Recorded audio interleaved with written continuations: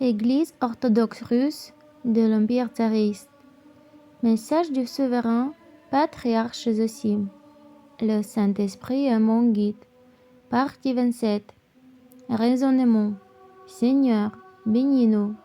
Bonne fête à vous, mes chers amis. La fête de Notre-Dame de la Très Pure Mère de Dieu sont entrées au temple. Notre cœur peut être aussi un temple pour Dieu. C'est pourquoi je vous invite à y réfléchir. Car si notre cœur n'est pas un temple pour Dieu, il deviendra un temple pour les démons. Si nous abordons ce sujet avec vous, je vous poserai une question.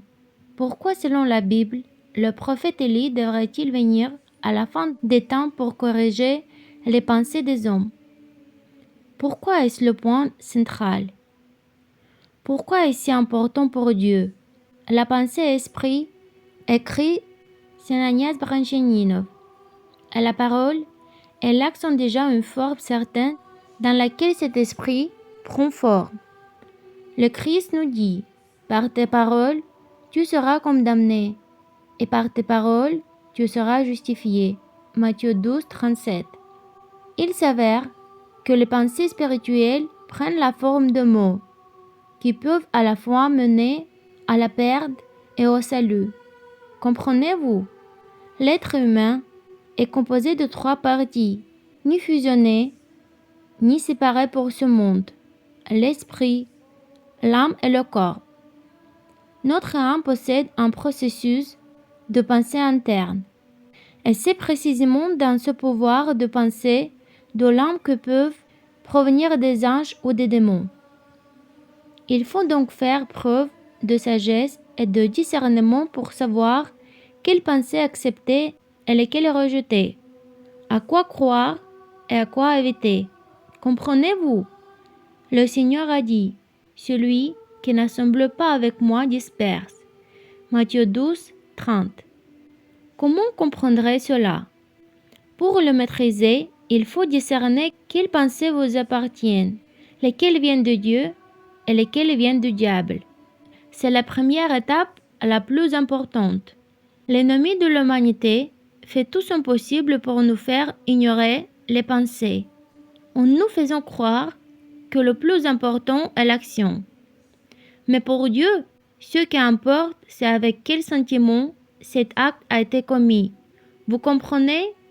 Si vous faites le mot et que vous vous vantez ensuite devant les autres, vous plaisez au diable et non à Dieu. Ces œuvres, bien que paraissant bonnes, sont abominables aux yeux de Dieu. Voyez-vous comment cela se produit?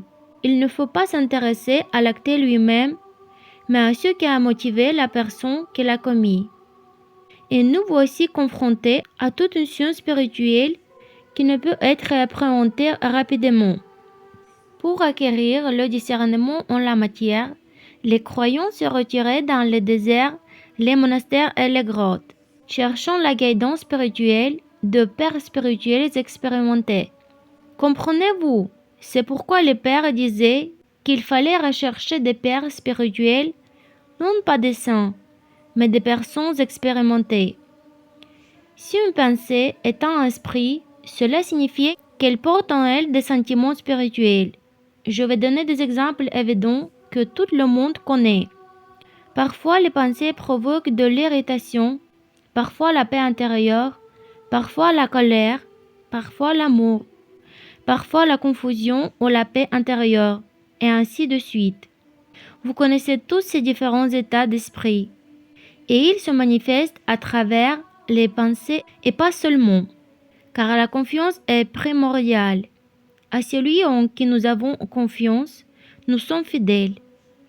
Il est très dangereux de croire des pensées sans comprendre d'où elles viennent. Comprenez-vous? Qui parmi les hommes peut affirmer que nous possédons une compréhension suffisante de cette matière sacrée qu'est le raisonnement? Qui? Personne.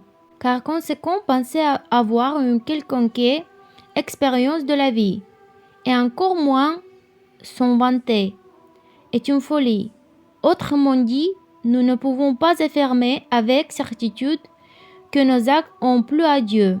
Et si tel était le cas, alors nous n'avons aucune expérience. Et cela est vrai. Prenons conscience de tout cela. Nos pères ont compris qu'il n'y a rien de bon en nous. Et quand à l'expérience que nous avons acquise, nous ne savons pas ce qui nous a motivés, par le bien ou par le mal. De cette prise de conscience naît une opinion humble et modeste de soi-même, et cela plaît beaucoup à Dieu. Pour acquérir cette merveilleuse expérience de la sagesse divine, nous devons admettre que nous ne savons rien avec certitude. Le jugement de Dieu est une chose, celui de l'homme en est une autre. Comment savoir si mes actions ont plu à Dieu? Demandez les saints anciens. Lorsque nous renonçons à la vérité illusoire, à l'expérience illusoire, nous nous débarrassons ainsi de tout ce qui est vieux, mauvais et décrépit, et notre cœur est prêt pour le vent nouveau, pour la connaissance nouvelle et bon venue de Dieu. Comprenez-vous? Et lorsque vous criez haut et fort que vous possédez le savoir, l'expérience, la compréhension de la manière de bien faire les choses, et que vous le pouvez aux autres, alors vous êtes imprégné de cette vérité imaginaire, de ce savoir imaginaire. Et si vous êtes déjà rempli de tout cela, comment quoi que ce soit d'autre pourrait-il vous être insufflé? C'est impossible. Vous devez renoncer à ce faux savoir, et par là même, vous renoncerez à votre propre volonté destructrice. Accomplissez le commandement fondamental du Christ. Si quelqu'un veut me suivre, qu'il ait renoncé à lui-même, c'est-à-dire renoncer au faux savoir, aux fausses expériences, etc. Et alors seulement, dit le Christ, prenez votre croix et suivez-moi. Tout ce que je vous écris aujourd'hui n'est pas qu'une préparation à l'humble constatation que nous ne pouvons vraiment savoir si nous avons accompli de bonnes et agréables actions aux yeux de Dieu. Comprenez-vous?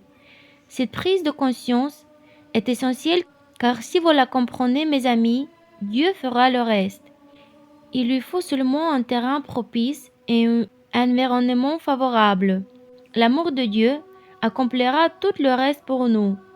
C'est précisément à cela que sert le combat contre l'ennemi, car le diable craint cela et ne veut pas permettre à une personne d'avoir une humble opinion d'elle-même, afin de découvrir en nous des pensées secrètes, mauvaises et déplaisantes à Dieu. Notre Seigneur permet que certaines épreuves nous arrivent, et plus elles sont douloureuses, plus nous nous disputons et cherchons d'excuser. Cela ne fait que confirmer que selon le jugement de Dieu, nous avons tort, et c'est un fait.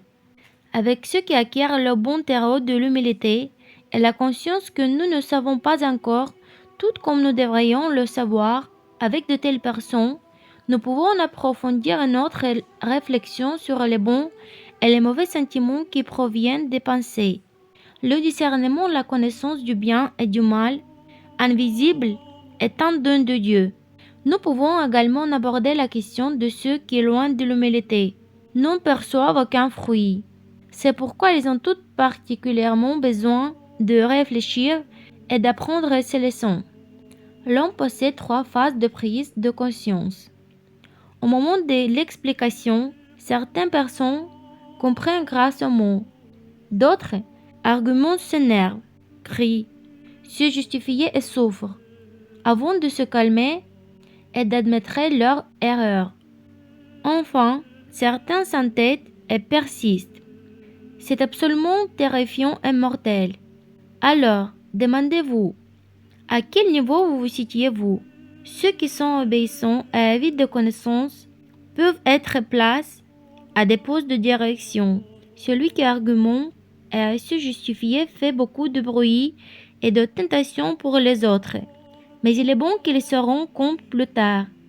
Mais s'il ne comprend pas de toute la douleur et la souffrance qu'il infligeait à ses voisins. Une telle personne reste en proie à l'orgueil et pense souvent davantage à elle-même. La raison en est qu'il y a peu de sacrifice et d'amour, car il sait lui-même plus que Dieu et son prochain. Nous devons nous repentir et Dieu nous aidera.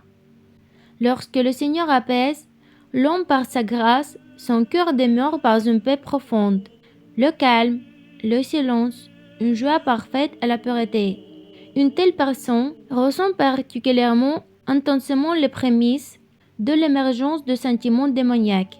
Par exemple, si une personne souffre alors qu'une forte irritation est déjà installée dans son cœur et ne réalisait qu'à ce moment-là qu'elle est tombée devant Dieu, se trouvant dans cet état déplorable, alors celle dont le cœur est souvent illuminé par la grâce.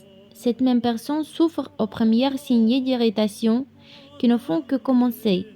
Autrement dit, un cœur purifié est plus apte à discerner le passage du bien au mal. Et si le premier se rend compte qu'il a désobéi, alors qu'il est déjà plongé, déjà jusqu'au cou. Comme on dit, le second souffre dès leurs premiers signes. Comprenez-vous, mes chers? Cela est dû au discernement. C'est un don merveilleux de Dieu. Il est difficile de tromper de telles personnes. Même si les démons s'habilleront de peau de mouton ou de vêtements blancs, cela ne les aidera pas, car ils portent toujours en eux leur propre esprit démoniaque. La substitution peut tromper ceux qui dorment, ceux qui sont spirituellement morts, c'est-à-dire ceux qui sont incapables de ressentir le Saint-Esprit. Par celui qui a reçu de Dieu la connaissance de ce raisonnement merveilleux, le concept du bien et du mal invisible. Dieu lui-même agit à nourrir les hommes. Voici le témoin de l'Esprit de Dieu qu'il demeure dans le Père spirituel. Ceux qui ne le savent par l'expérience sont dans l'illusion. Ils sont eux-mêmes aveugles et guident les aveugles, et ils tomberont tout dans le gouffre. Et le gouffre est le fond de l'enfer, un abîme d'où il n'y a pas de sortie. Ainsi, la Bible nous révèle clairement que le prophète Élie conduira le peuple précisément par la voie du raisonnement, la correction des pensées. Et c'est là la voie véritable du Saint-Esprit, la voie de la lumière et de la vérité. D'autres qui suivent une voie différente, démoniaque, choisiront eux-mêmes leur père spirituel selon leur passion et iront à leur perte. Le diable lui-même émuse le sens de la prudence des gens, fait tout son possible pour empêcher une personne de raisonner, de rechercher sa sagesse, ce chemin de croix. Ces bergers qui tombent dans le piège du diable se voient offrir une sagesse extérieure par les démons. Ils pourront même apprendre les saintes écritures, mais ils les comprendront mal, comme les pharisiens. Quiconque fait l'impasse sur la connaissance du bien et du mal de cet invisible, et acquérir des connaissances sur la foi, sur Dieu, sur la Bible, reçoit des sièges, des degrés, de sacerdoce. Tout cela est une illusion démoniaque et contraire à notre Dieu. C'est pourquoi il est dit, cherchez plutôt le royaume de Dieu, et toutes ces choses vous seront données par-dessus. Luc 12, 31. Ce royaume des cieux n'est connu que par le Saint-Esprit, par la passion du Christ. C'est le chemin de tout le sang. Là où est le Saint-Esprit, en discernant vivement l'adversaire, le diable. Ce discernement aigu est un don de Dieu vivant, et l'homme ne peut plus exister sans Dieu. Ce sont précisément ces personnes que le diable est. Tout autre chemin vers Dieu, sans ce merveilleux discernement, est contraire à Dieu. Cet autre chemin est celui du diable. Celui qui l'emprunte monte par un autre chemin, n'entre pas dans la bergerie par la porte, mais comme un voleur. Il est monté par un autre passage. Que celui qui a des oreilles pour entendre, entende. Sauvez-vous, mes amis. Apprenez, humiliez-vous. Ne vous querellez pas, et Dieu vous aidera. Avec Dieu, Séverin Zosime.